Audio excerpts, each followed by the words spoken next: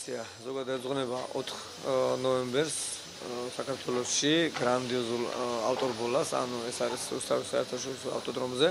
ჩამოსულია ბევრი უცხოელი, ვინც მიიღებს მონაწილეობას.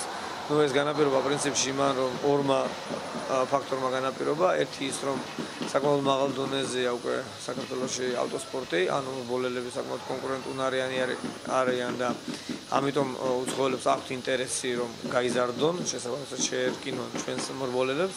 და მეორე ძირითადი პირობა თვითონ ავტოდრომი უკვე არის საერთაშორისო სტანდარტის უსაფრთხოების ყველა ნორმას იცავს აბსოლუტურად და ეს ყველაფერი და ისიც რომ ეს ყველაფერი ხდება საქართველოში და ამ დროს ჯერ კიდევ კარგი ამინდები და თბილი ამინდია ჯამში მივიღეთ ის შედეგი რომ 4 ნოემბერს და რაც უკვე მომავალში დაინერგება და იქნება ყოველწლიური ჩატარდება რუსთავის საერთაშორისო რბოლა. Насколько я понимаю, это первый трек такого уровня в Грузии, поэтому, конечно же, самое главное, что вообще этот проект состоялся.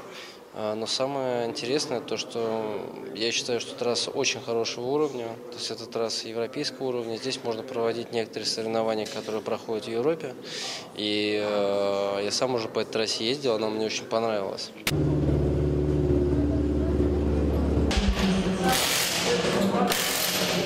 Думаю, что все получится. Но трасса великолепная, конечно, очень сильно нравится, очень быстрая, очень динамичная, очень скоростная.